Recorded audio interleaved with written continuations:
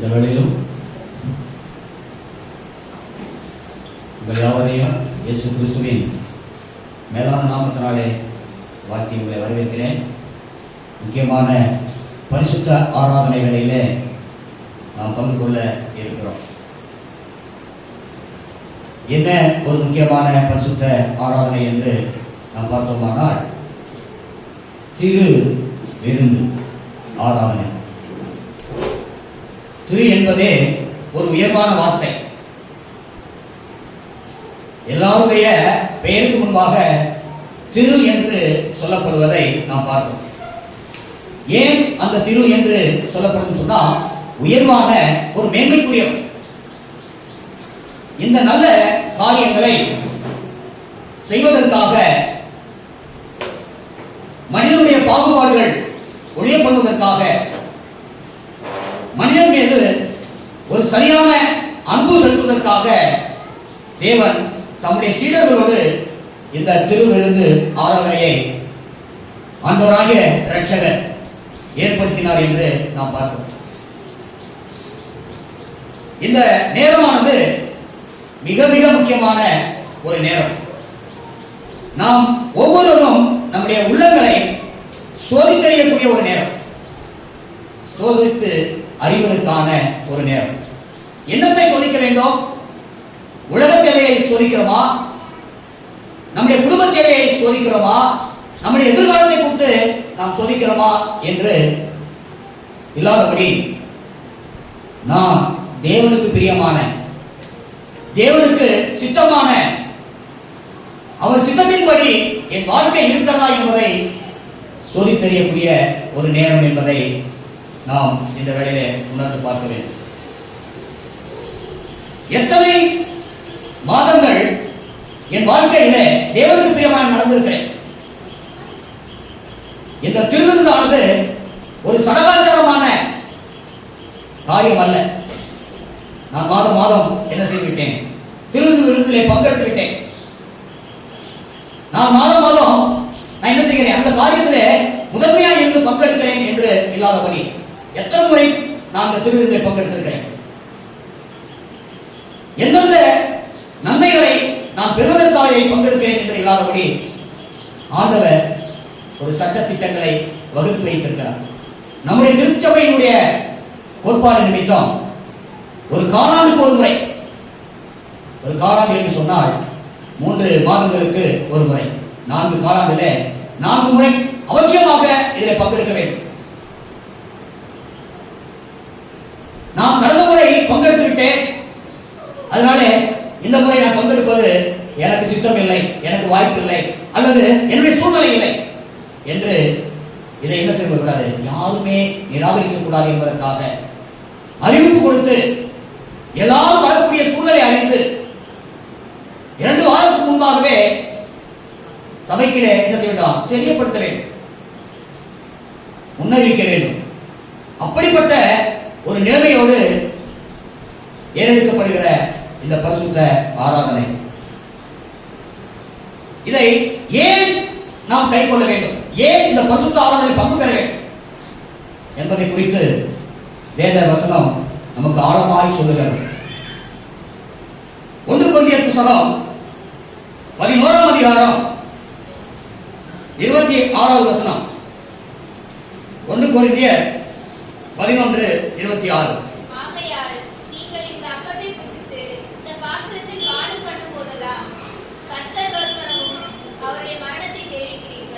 கர்த்தருடைய பிள்ளைகளே, ஆண்டவர் எனக்காக மரித்தார், எனக்காக உலகத்திலே பாடுபட்டார், ரத்தம் சிந்தினார், என்னை மீட்டெடுத்தார், என்னுடைய பாவங்கள் மன்னிக்கப்படுவதற்கு நான் இந்த அப்பத்தை புசித்து அவருடைய ரத்தத்தை பானம் பண்ண வேண்டும் என்பதை வேதாகமம் நமக்கு திட்ட தெளிவாக சொல்லுகிறது. ஒரு மெய் கிறிஸ்தவர்கள் இதில் பங்கெடுக்காமல் இருந்தால் அவங்களுக்கு என்ன இல்லை? ஜீவன் இல்லை.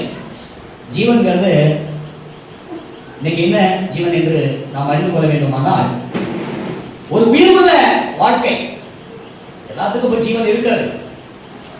ஒரு உயிருள்ள வாழ்க்கை வாழக்கூடியதான் அவருடைய மரணத்தை தெரிவிக்கிற காரியம் என்பதை நாம் ஒவ்வொருவரும் அறிந்து கொள்ள வேண்டும். தேவனுடைய பிள்ளைகளே, இங்கே அநேக பரிசுத்தவான்கள் இந்த காரியத்தில் மிகவும் பங்களித்து தேவனுக்காக வைராக்கியம் கொண்டு கர்த்தர் வருமானம் நான் இந்த காரியத்தை என்ன செய்ய வேண்டாம், பங்கெடுக்க வேண்டும், அவருடைய சித்தத்தின்படி நான் நடக்க வேண்டும் என்ற நோக்கத்தோடு ஏறெடுக்கப்படுகிற இந்த தியான வேலை. இயேசுவின் மேல் விசுவாசமுடையவர்கள் இதை பங்கெடுக்க வேண்டும். நான் இயேசுவை நம்புறேன், நான் அவருடைய பிள்ளை இருக்கிறேன் என்பதற்கு அடையாளமே என்ன அப்படின்னு சொன்னா, அவர் மீது விசுவாசம் வைக்க வேண்டும். விசுவாசிகளுடன் தங்களுடைய ஐக்கியம், தங்களுடைய உறவு இருக்கிறதற்கு இதான் ஒரு அடையாளம். முதலாவது ஆண்டவராகிய இயேசு கிறிஸ்துவின் இடத்துல விசுவாசம் வைக்க வேண்டும். அப்படியே அவரிடத்தில் விசுவாசம் வைத்தால்தான் இதை நாம் என்ன செய்ய முடியும், பங்கெடுக்க முடியும். சகா விசுவாச பிள்ளைகள், நம்முடைய விசுவாச பிள்ளை இடத்துல ஒரு சிநேகம், ஒரு உறவு, ஒரு ஐக்கியம் பற்றி இருக்க வேண்டுமானால் இந்த காரியத்தில் நாம் என்ன செய்ய வேண்டும், முழுவதுமாய் தத்தம் செய்து இதில் நாம் பங்கெடுக்க வேண்டும். கர்த்தருடைய பிள்ளைகளாகி நீங்கள் நானும் என்ன காரியத்தை இதில் அறிந்திருக்கிறோம், இதில் பங்கெடுப்பதனால எனக்கு என்ன பயன்? அப்போஸ்தலனாகிய பவுல் சொல்லுகிறார். அப்போஸ்தலனாகிய பவுல் சொல்லும்போது 11ஆம் அதிகாரம் 27வது வசனம், 1 கொரிந்தியர் 11:27வது வசனம். இப்படி இருக்க எவன் அபாத்திரமாய் கர்த்தருடைய அப்பத்தை புசித்து அவருடைய பாத்திரத்தில் பானம் பண்ணுகிறானோ அவன் கர்த்தருடைய சரீரத்தையும் ரத்தத்தையும் குறித்து குற்றமுள்ளவனாயிருப்பான். கர்த்தருடைய பிள்ளைகளே, நீங்கள் இந்த அப்பத்தை புசித்து இந்த பாத்திரத்தில் பானம் பண்ணுவதெல்லாம் கர்த்தர் வரும் வரைக்கும் நீங்க செய்ய வேண்டாம், இதை நினைவு கூற வேண்டும் என்று சொன்ன ஆண்டவர், இப்படி இருக்க எவன் அபாத்திரமாய் கர்த்தருடைய அப்பத்தை புசித்து அவருடைய பாத்திரத்தில் பானம் பண்ணுகிறானோ அவன் கர்த்தருடைய சரீரத்தையும் இரத்தத்தையும் குறித்து குற்றமுள்ளவனாயிருப்பான். பாருங்க, ஒரு சவாலோட ஆண்டவர் சொல்லுகிறார், நீ என்னை வெளிப்படுத்துகிறியா அல்லது என்னுடைய நாமத்தை தூசிக்கிறியா? இன்னைக்கு நீங்கள் நாமம் இந்த இடத்துல வந்துட்டோம் சொன்னா அவருக்கு பிரியமான காரியங்களை செய்வதற்காக நம்ம என்ன செய்ய வேண்டும், தத்தம் செய்ய வேண்டும். நான் உனக்கு அடிமை, ஆண்டவரே எனக்காக ஜீவனை கொடுத்து என்னை மீட்டெடுத்திருக்கிறீர் ஆண்டவரே, உம்முடைய சித்தத்தை செய்வதற்காக இந்த வேலையை நான் என்ன செய்கிறேன், உம்முடைய நாமத்தை நான் மகிமைப்படுத்துவதற்காக அவருடைய அப்பத்தையும் அவருடைய ரசத்தையும் நான் என்ன செய்ய வேண்டும், பானம் பண்ணும்போது அவருக்கு மகிமை உண்டாக செய்ய வேண்டும். எப்படிப்பட்ட நிலையில அப்படின்னு சொன்னா, குற்ற உணர்வோடு, விரோதங்களோடு, பகைமைகளோடு, எரிச்சலோடு, பாரபட்சத்தோடு இந்த காரியத்திலே நாம் என்ன செய்யக்கூடாது, பங்கெடுக்க கூடாது. முதல் திருவிருந்திலே யூதாசுக்கு வாய்ப்பு கிடைத்தது. முதல் திருவிருந்து எப்ப ஆரம்பிக்கப்பட்டது, இயேசு கிறிஸ்து வாழ்ந்த காலகட்டங்களிலே அவர் ஏற்படுத்தின இந்த திருவிருந்து காரியத்தில் யூதாசுக்கும் பங்கு கிடைத்தது. அதனால நான் ஞானஸ்தானம் எடுத்து 50 வருஷம் விசுவாசியா இருக்கணும், அல்லது நான் ஞானஸ்தானம் எடுத்து திருச்சபையில நான் முக்கியஸ்தம் வைக்கணும், நான் பங்கெடுக்கணும் அப்படிங்கிறதுல எல்லாருக்கும் இந்த வாய்ப்பை கொடுப்பதற்காக, எல்லாருக்கும் இந்த சந்தர்ப்பத்திலே பங்கெடுக்க வேண்டும் என்பதற்காக இயேசுவை விசுவாசிக்கிற, இயேசுவை நம்புகிற எல்லாரும் இதை பங்கெடுப்பதற்கு நம்ம என்ன செய்யலாம், தன்னை ஒப்புக் கொடுக்கலாம். நான் திருச்சபையில ஞானஸ்தானம் எடுக்கவில்லை, நான் இந்த திருச்சபையில ஒரு பொறுப்பாளியாக உடன்படிக்கையை, அவருடைய சத்தியத்தை நான் சரியாக கடைபிடிக்கிறேன் என்கிறதுனால அந்த அவருடைய சட்டத்திட்டங்களை அறிந்து நாம் என்ன செய்யலாம், அவருக்கு செய்ய வேண்டிய, அவருக்கு கொடுக்க வேண்டிய கடமைகளை நாம் செய்து அவருக்கு பிரியமான காரியங்களை செய்வதற்கு நாம் என்ன செய்ய வேண்டும், நம்மை கொடுக்க வேண்டும். தேவனுடைய பிள்ளைகளே, தேவன் நமக்கு கொடுத்திருக்கிற மேலான ஒரு வாய்ப்பு, மேலான ஒரு வாய்ப்பை நாம் என்ன செய்யக்கூடாது, சரியாய் அவருக்கு பிரியமாய் ஒப்பு கொடுத்து எளிய பங்கடைய வேண்டும். 1 கொரிந்தியர் 11ஆம் அதிகாரம் 21வது வசனத்திலே என்ன ஒரு போஜனத்தில் நாம் பங்கெடுக்க இருக்கிறோம், எப்படிப்பட்ட பக்தி வைராக்கியத்தோடு திறந்த மனதோடு தேவனுடைய அந்த மகிமையை உணர்ந்து பயபக்தியோடு இதில் இருக்கிறோமா, அல்லது ஏதாவது ஒரு கடமைக்காக, ஏதாவது ஒரு நன்மை, தேவனுடைய பங்கிலே நான் பங்கெடுத்தேன், அப்பத்தை நான் புசித்தேன், அவர் ரத்தத்தை நான் பானம் பண்ணினேன் என்ற நோக்கத்தோடு செய்தோமா? வாசிங்கள் 11:21 வசனம். இப்படி செய்கிறது கர்த்தருடைய ராப்போஜனம் பண்ணுதல் அல்லவே. கர்த்தருடைய பிள்ளைகளே, வம்பும் வாக்குவாதமும் தேவனுடைய பிள்ளைகள காணப்படக்கூடாது. இந்த பயபக்தியோடு தேவன் முன்னிட்டு நடத்தும் போது நாம் எப்படிப்பட்டதாக இருக்க வேண்டும் அப்படின்னு சொன்னா, கர்த்தருடைய ராபோஜனம் இப்படி செய்கிறது அல்ல. எப்படி செய்கிறது அல்ல? அர்ப்பணத்தோடு செய்யப்படுது, பக்தியோடு செய்யப்படுது. தேவனுடைய அந்த பயப்படுத்தலோடு உள்ளத்தின் ஆழத்திலிருந்து நம் பாவங்களை அறிக்கையிட்டு செய்து இந்த காரியத்தை பங்கெடுக்க வேண்டும். அதைத்தான் வேதாகமம் நமக்கு திட்ட தெளிவாக சொல்கிறதை நாம் பார்ப்போம். நீதிமொழிகள் 28ஆம் அதிகாரம், நீதிமொழிகள் 28ஆம் அதிகாரம் 13வது வசனம். தன் பாவங்களை மறைக்கிறவன் வாழ்வடைய மாட்டான், அவைகளை அறிக்கை செய்து விட்டு விடுகிறவனோ இரக்கம் பெறுவான். கர்த்தருடைய பிள்ளைகளே, தன் பாவங்களை மறைக்கிறவன் வாழ்வடைய மாட்டான். நீங்கள் நானும் என்னென்ன பாவம் செய்திருக்கிறோம்? 3 மாத காலமாக எத்தனை காரியங்களை நாம் செய்திருக்கிறோம் என்பது உங்களுக்கும் எனக்கும் நினைவில்லாமல் இருக்கலாம். ஆனாலும் அறிந்திருக்கிற உணர்ந்திருக்கிற குற்றங்களை நாம் என்ன செய்யலாம்? அறிக்கைகள். தன் பாவங்களை மறைக்கிறவன் வாழ்வடைய மாட்டான், அவைகளை அறிக்கை செய்து விட்டு விடுகிறவங்க இறக்கம் பெறுவான். என்னங்க பரிதாபம் கொடுக்கிறோம்?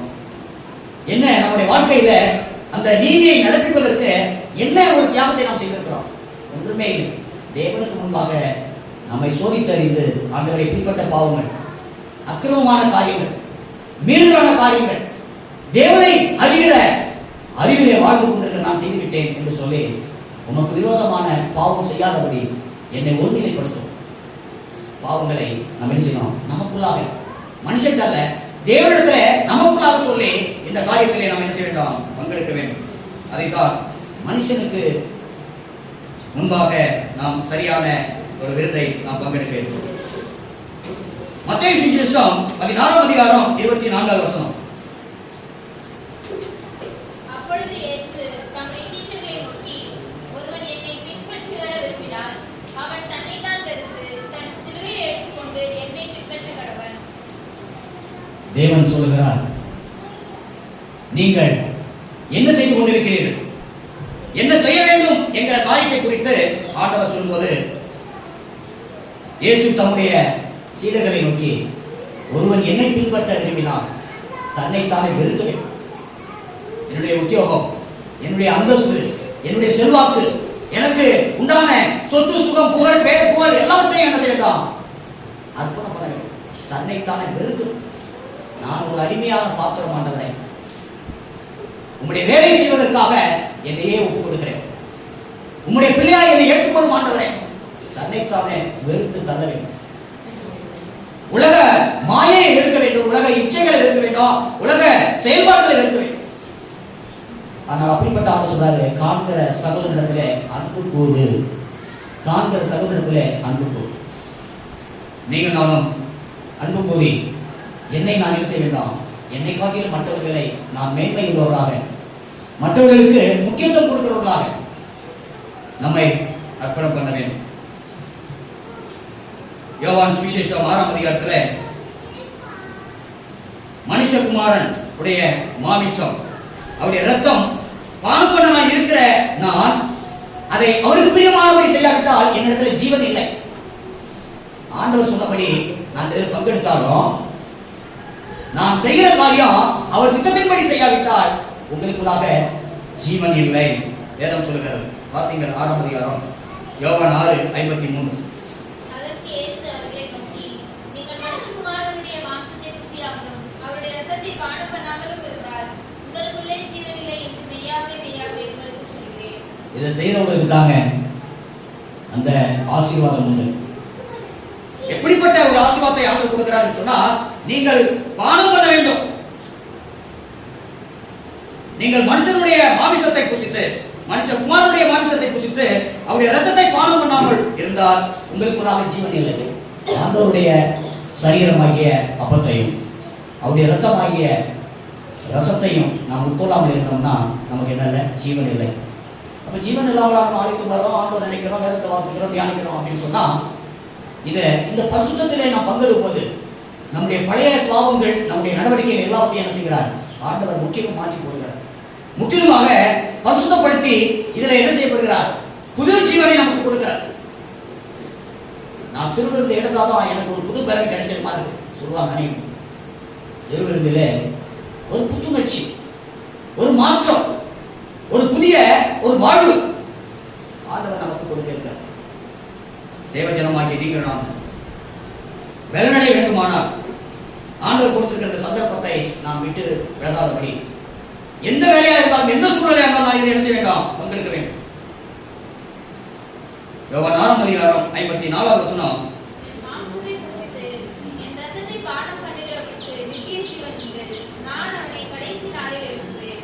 நித்திய ஜீவன், இந்த நிரந்தரமான ஒரு வாழ்வை ஆண்டவர் கொடுப்பதற்காக இதை நீ செய்ய வேண்டும். இதை செய்யாமல் இருந்தால் ஜீவன் இல்லை. இதை செய்கிறவனுக்கு நித்திய ஜீவன் உண்டு. அவனை நான் கடைசி நாளில் எழுப்புவேன். ஒருவேளை கிறிஸ்து வருகைக்குள்ளாக மரித்திருந்தார்கள், ஆனால் தேவனுடைய வழியிலே நடந்து தேவனுடைய சத்தத்தை கேட்டு அவர் கீழ்ப்படி நடந்த பிள்ளைகள் கிறிஸ்துக்குள்ளாக நித்திரை பண்ணியிருந்தார்கள், அவரை நான் எழுப்புவேன். முதலாவது சாய்ஸ் யாருன்னு சொன்னா தேவனுடைய பிள்ளைகள் முதலாக மரித்து அவருக்காக சாட்சியம் வாழ்ந்த பிள்ளைகள். தேவஜனமே, என் மாமிசத்தை இரத்தத்தையும் பானம் பண்ணுவதற்கு நித்திய ஜீவன் உண்டு. நீங்கள் நானும் அந்த நித்திய ஜீவனை பெற வேண்டும் என்ற நோக்கத்தோடு தான் இந்த காரியத்திலே நாம் பங்கெடுக்க இருக்கிறோம். ஆகவே கர்த்தர் எனக்கு கொடுத்திருக்கிற அந்த விசுவாசம் எப்படிப்பட்டதா இருக்கணும்? அவர் யார்? அவர் எப்படிப்பட்ட காரியங்களை செய்யக்கூடியவர்? எபிரேயர் புத்தகம் 11ஆம் அதிகாரம், எபிரேயர் 11ஆம் அதிகாரம் 6வது வசனம், எப்படிப்பட்ட விசுவாசத்தோடு நான் இதை செய்கிறேன்? விசுவாசம் இல்லாமல் தேவனுக்கு பிரியமாய் இருப்பது கூடாத காரியம். விசுவாசம் இல்லாமல் தேவனுக்கு பிரியமாய் இருப்பது கூடாத காரியம். ஏனென்றால் தேவனிடத்திலே சேருகிறவன் அவர் உண்டு என்றும் தம்மை தேவனுக்கு வளர்கிறவர் என்றும் விசுவாசிக்க வேண்டும். இன்னைக்கு எதுக்கு நாம இந்த காரியத்தை பக்கத்து சொன்னா நித்திய ஜீவனை அடையணும். ஒருவேளை கிறிஸ்து வருவதற்கு தாமதமானால், மறுத்திருந்தோமானால், கிறிஸ்துக்குள்ளாக நித்திரை செய்தவர்களுக்கு நான் என்ன செய்வேன்? அந்த உயிர் வீழ்ச்சி அடைவதற்கான ஒரு வேலை, நித்தியமான ஒரு வேலையை நான் பங்கடைவதற்கு தேவன் நம்மை குறிச்சிருக்கிறார். ஆகவே நான் விசுவாசிக்கிறவர் என்ன என்பதை நான் அறிந்திருக்கிறதுனாலே இந்த காரியத்தை நான் செய்வதற்கு என் வாழ்வை ஆண்டவருக்கு என்று நான் அர்ப்பணித்திருக்கிறேன். கர்த்தருடைய காரியத்தை கேட்டிருக்கிற நீங்கள் நான் அவர் சொன்னபடி செய்வதற்காக முற்றிலும் நம்மை ஒப்புக் கொடுக்க வேண்டும். 1 பேதுருவின் புத்தகத்தில் 2ஆம் அதிகாரம் 21வது வசனம், இதற்காகவே நான் அழைக்கப்பட்டிருக்கிறேன். ஆண்டவர் சொன்னபடி கேட்பதற்காகவே நான் அழைக்கப்பட்டிருக்கிறேன். வாசிங்க. எதற்காக நீங்கள் அழைக்கப்பட்டிருக்கிறீர்கள்? ஏனெனில் கிறிஸ்து உங்களுக்காக பாடுபட்டு நீங்கள் வழிநடப்பதற்கு தம்முடைய அடிச்சுவடுகளை பின்தொடரும்படி உங்களுக்கு மாதிரி வைத்து போனார். மாதிரி ஆண்டவர் ஒரு அடையாளத்தை வைத்து இருக்கிறார். அவருடைய அடிச்சுவடுகளை தொடர வேண்டுமானால் நீங்க என்ன செய்யணும்? அவர் சொன்னபடி எல்லாம் செய்யணும். ஆண்டவர் நமக்கு கொடுத்திருக்கிற ஒரு மேலான வாய்ப்பு.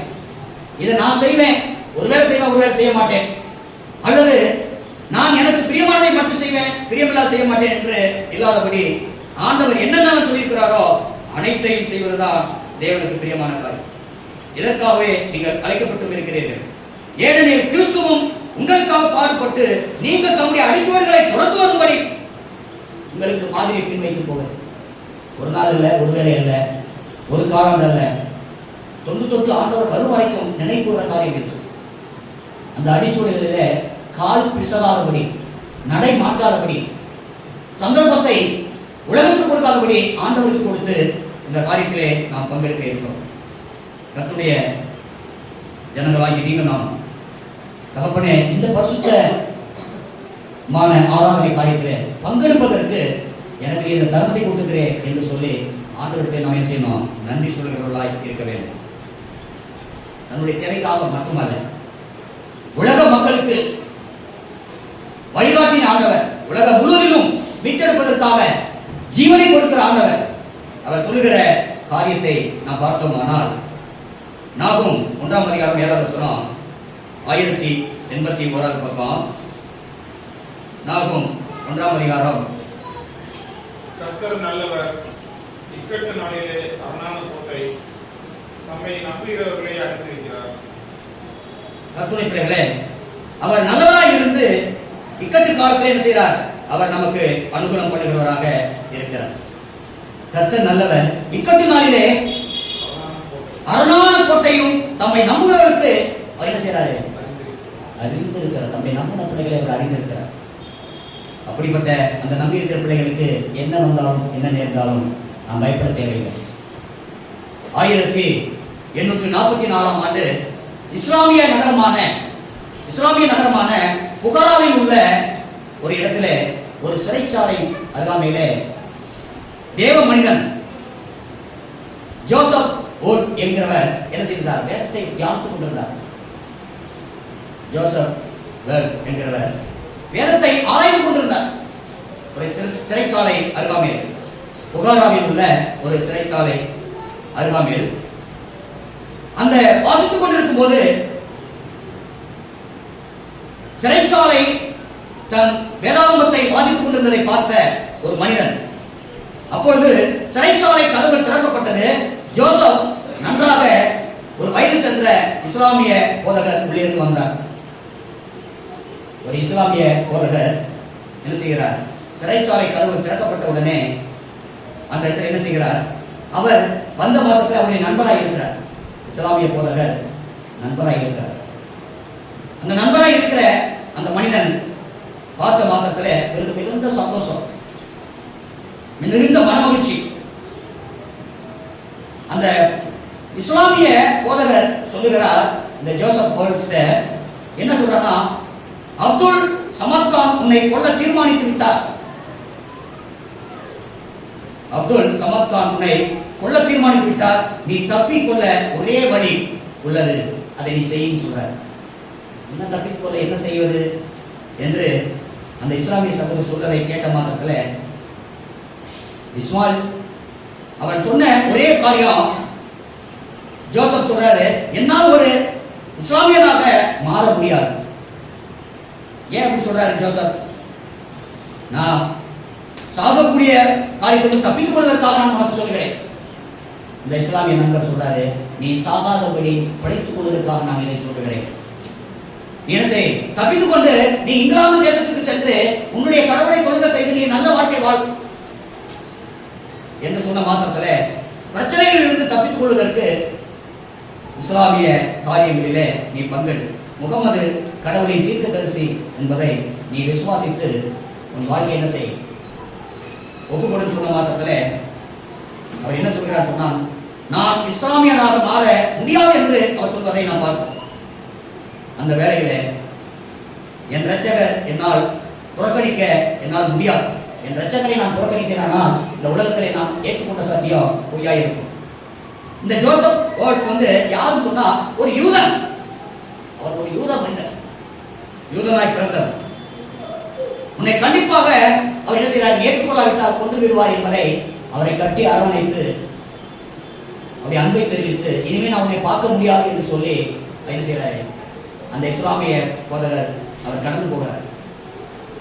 அந்த வேளையிலே சிக்ஷைக்கான வேதனைக்கான மருந்தும் இந்த ஜோசப் இருக்கு. அது என்ன செய்யறாரு?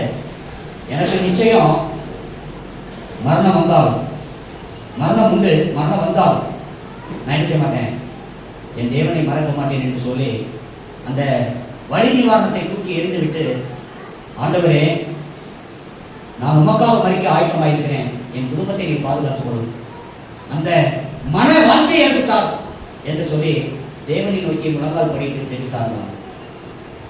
கர்த்தருடைய பிள்ளைகளே, ஆண்டவர் ஜோசப் பார்த்து அவருக்கு நிகழ்ந்த காரியங்களை நிச்சயமில்லாத ஒரு சூழ்நிலையிலே அந்த ஜோசப், எனக்கு மரணம் உண்டு, ஆனாலும் என் குடும்பத்தை நீ பார்த்துக் கொள்ளும் ஆண்டவரே, அப்படிப்பட்ட ஒரு மன தைரியத்தை துணிவை எனக்கு தாரும் என்று சொல்லி தன்னுடைய காரியத்தை செய்தார். தேவனிடத்திலே மன்றாடி கூட்டினார் என்று நான் பார்த்தேன். அந்த சூழ்நிலையிலே சித்திரவாதை குறித்து பயமில்லாதபடி துணிகரமாக இறங்கின அந்த ஜோசப், அந்த மனிதன், அந்த மன்னருடைய மனிதர்கள் என்ன செய்றாங்க? அவரை கொண்டு கைப்பிடித்து அவருக்கு சிக்ஷைக்காக அவரை கொண்டு போகிற வேளையிலே அன்றைய தினம் ஒரு கடிதம் வருகிறது. என்ன கடிதம் வருகிறது என்று பார்த்தோமானால், எப்படிப்பட்ட ஒரு நிபந்தனை அங்கே அவர் வருகிறது என்று பார்க்கும்போது, தேவன் எனக்கு கொடுக்கப்பட்டிருக்கிற இந்த மேலான பாக்கியத்தை எண்ணி ஆண்டவருக்கு நான் ஒப்புக்கொடுக்க என்னை அர்ப்பணிக்கிறேன் என்று ஜோசப் செய்யும்போது, வீரர்கள் அவரை கூட்டிக் கொண்டு போகும்போது புகாராவின் ஆட்சியாளர் உன்னை விடுதலை செய்ய கடிதம் போட்டுள்ளார். யார் என்றால் பெர்சியாவின் ஷா உம்மை விடுவிக்கும்படியான கடிதம் வந்திருக்கிறது என்று சொல்லி அவர் என்ன செய்தார்? விடுதலை செய்தார். அந்த மன்னன் விடுதலை செய்து, உனக்கு ஒரு காவலனை நான் அனுப்புகிறேன். வீரர்கள் கொண்டு போறாங்க, அவருக்கு மரணம் நேர்ந்திருக்கிறது. அந்த வேளையிலே பெர்சியாவின் ஷா என்ன செய்திருக்கிறார்? அவர் விடுதலைக்கான கடிதத்தை அன்றைய தினத்தில் அனுப்பியிருக்கிறார். தேவஜனமே, நீங்கள் நானும் நம்முடைய வாழ்க்கை எப்படி இருக்கும்? நான் எப்படிப்பட்ட சூழ்நிலையை வாழ்ந்திருக்கிறேன்? நான் தேவனுக்கு வாழ்ந்திருக்கிறேனா அல்லது மனுஷனை பிரியப்படுத்துவதற்கான வாழ்க்கை வாழ்ந்து கொண்டிருக்கிறேனா? எவ்வளவு பெரிய சூழ்நிலை நான் வாழ்ந்தாலும் தேவனுடைய பிள்ளைகளுக்கு ஜோசப் ஓல்ஃபோர்டு ஒரு பக்திமானாய் தேவனுக்காக நான் வாழ வேண்டும் என்ற நோக்கத்தோடு அவர் உலகத்திலே சாட்சியாய் வாழ்ந்த நிமித்தம் அவரை விடுதலை செய்தார்கள். உடனே அவர் என்ன செய்தார்? தன்னுடைய காவலனோடு வெளியே அனுப்பப்பட்டார். அவர் யூதனாய் இருந்த போதிலும் அவருக்கு தெரிந்த வயதான ஒரு மனிதர் யார் என்று அவர் விசுவாசார் சொன்னா, என்னை படைத்த இரட்சகராகிய இயேசு கிறிஸ்து ஒருவர்தான் எனக்கு தெரியும், இந்த உலகத்தில் வேறு யாரும் எனக்கு தெரியவில்லை என்று சொல்லி அவர் என்ன செய்தார்? தேவனை மகிமைப்படுத்துவதற்காக அவர் பல தேசங்களிலே அவர் என்ன செய்தார்? அநேக ஊழியத்தை செய்வதற்காக அவர் மனதிலே உட்கொண்டார், அறிந்து கொண்டார். அந்த வேளையில் அவர் சொல்லப்பட்ட காரியம் தான் சொன்னா, ஏசாயா தீர்க்கதரிசியின் புத்தகம் 53ஆம் அதிகாரத்தை வாசித்து உன் வாழ்க்கையை தொடர். ஏசாயா 53ஆம் அதிகாரத்தில் நமக்காக, நம்முடைய பாவங்களுக்காக ரத்தம் சிந்தி மீட்டெடுக்கப்பட்ட தேவனுடைய அந்த மகத்துவத்தை எண்ணி பார்த்து, உனக்காக நான் ஜீவனை கொடுத்தேன், உன்னுடைய பாவத்துக்காக நான் மரித்தேன் என்று சொல்லக்கூடிய அந்த வார்த்தை அவருக்கு அறிவிக்கப்பட்டது.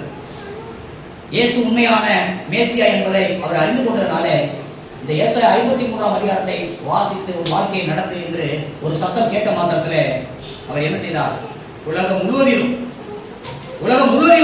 நான் பிரசங்கிக்கப்பட வேண்டும் என்று சொல்லி யூதரிடமும் துர்க்கியரிடமும் பார்சிகளிடமோ இந்து பௌத்தர்களிடமோ அவர் என்ன செய்தார்? சத்தியத்தை சொல்வதற்காக பல இடங்களிலே பிரயாசப்பட்டார் என்று நாம் பார்த்தோம். 1821 1845 வரைக்கும் அவர் என்ன செய்தாராம்?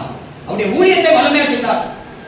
எகிப்து, அபிசீனியா, பாலஸ்தீனா, சீரியா, பெர்சியா, புராக்கா, இந்தியா நாடுகளிலும் உலகம் முழுவதிலும் ஊழியத்தை செய்த ஒரு உண்மையுள்ள ஊழியக்காரர் என்று பெயர் பெற்றதை நாம் பார்த்தோம். கர்த்தருடைய பிள்ளைகளே, இந்த ஜோசப் எப்படிப்பட்ட ஒரு வைராக்கியத்தோடு, எனக்கென்று இருப்பவரின் ஒருவர்தான் ஆண்டவரே, உண்மைதான் நான் நம்பி இருக்கிறேன், உண்மை தவிர எனக்கு யாரும் இல்லை என்கிற நிலைப்பாடிலே என்னை நான் அர்ப்பணிக்கிறேன் என்று சொன்ன சூழ்நிலையில அங்கே பெரிய ஒரு வார்த்தை என்ன அப்படின்னு சொல்லி வந்ததை பார்க்கும்போது, அவருக்கு விடுதலை கொடுப்பதற்கு பெர்சியாசின் அந்த மனிதர் என்ன செய்தார்? கடிதத்தை அனுப்பினார். அந்த மன்னர் கடிதத்தை அனுப்பின மாத்திரத்தில் அவருக்கு விடுதலை கிடைத்தது என்று நாம் அறிவோம். உங்களுக்கும் எனக்கு விடுதலை கொடுப்பதற்கு ஆண்டவராய் இயேசு கிறிஸ்து, உனக்காக நான் ரத்தம் செய்தேன், உன்னை மீட்டெடுக்க என்னை தத்தம் செய்தேன் என்று ஆண்டவர் உங்களுக்கும் எனக்கும் ஆண்டவர் வாக்குமாறாத வார்த்தைகளை சொல்வதை நாம் பார்ப்போம்.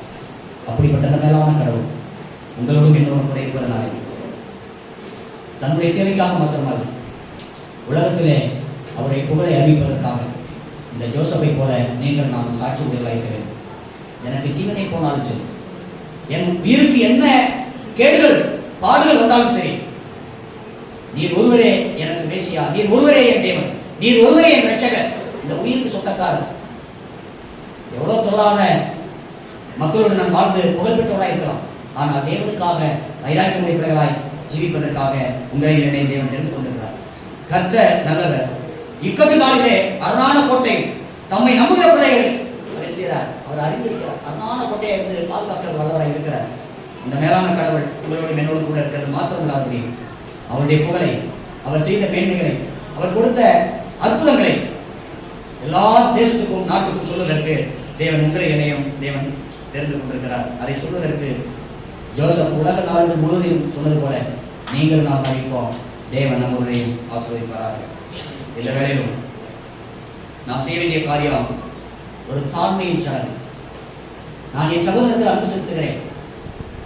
என் சக விசுவாசிகளை நான் என்ன செய்கிறேன்? என் குடும்பத்தினராக நான் நேசிக்கிறேன். நல்ல ஒரு ஐக்கியம் எனக்குள்ளாக வர வேண்டும். வெறுப்பு, கோபம், தகாத காரியம் என்னிலே காணப்படாதபடி நான் ஒருவேளை அறியாமல் பேசியிருந்தேன் ஆனால், தகாத வார்த்தைகளை சொல்லியிருந்தேன் ஆனால் என்னை மன்னிக்கணும் என்ற நோக்கத்தோடு பாவரிக்கை செய்து இந்த வேளையிலே நாம் என்ன செய்யணும்? ஒருவருடைய காலை ஒரு கழுவை நாம் சித்தப்படுவதாக இருக்கிறோம். இங்கே யோவான் 13ஆம் அதிகாரத்திலே சொல்லப்பட்டிருப்பது போல போதகரும் ஆண்டவருமாகிய நானே உங்கள் கால்களை கழுவுகின்றான். 14-15 வருஷம் வாசிங்க. யோவான் 13ஆம் அதிகாரம் 14-15 வருஷம். அதில் 3-17 வரைக்கும் வாசித்தோம்னா எந்த விதமாய் இந்த காரியத்தை நாம் செய்ய வேண்டும், எவ்வளவு பயபக்தியோடு இந்த காரியத்தை செய்ய வேண்டும் என்கிறதை வேதம் நமக்கு சட்ட தெளிவாக சொல்கிறது. ஆண்டவரும் போதகருமாகிய நானே உங்கள் கால்களை கழுவினதுண்டானால் நீங்களும் ஒருவருடைய கால்களை ஒருவர் கழுவப்படுவீர்கள். நான் உங்களுக்கு செய்தது போல நீங்களும் செய்யும்படி உங்களுக்கு மாதிரியை காண்பித்தேன். மாதிரியை காண்பித்த ஆண்டவர் ஒவ்வொருடைய காலையும் தொடும்போது பேதுரு என்ன சொல்றாரு? பேதுரு பார்த்து, ஆண்டவரை நீ என் கால்களை கழுவலாகாது, நீ என் கால்களை கழுவக்கூடாது ஆண்டவரை. சீமோன் பேதுரு இடத்திலே வந்தபோது அவன் அவரை நோக்கி, ஆண்டவரை நீர் என் கால்களை கழுவலாமா என்றான். ஆண்டவர் சொல்றாரு, இயேசு அவனுக்கு பிரதியுத்தரமாக, நான் செய்கிறது என்னதென்று இப்பொழுது நீ அறிவாய், இனிமேலும் அறிவாய். நான் காலை கழுவாவிட்டால் என்னத்தில் உனக்கு என்ன பங்கு இல்லை. கர்த்தருடைய இந்த கால் கழுவுற காரியம் தன்னுடைய சகோதரனாகிய தன்னுடைய சகோதரத்திலே நாம் வைத்திருக்கிற அன்பு உறவு வலுப்படுத்துவதற்காக இந்த தாழ்மையின் சடங்கு, இந்த திருச்சபை மாத்திரம் நாம் செய்கிறோம்.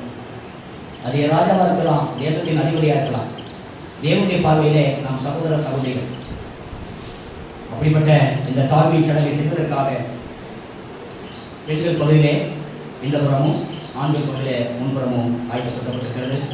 நாம் இந்த தாழ்மையின் சடங்கை பங்கெடுத்து நாம் தேவனுடைய பெறலாம்.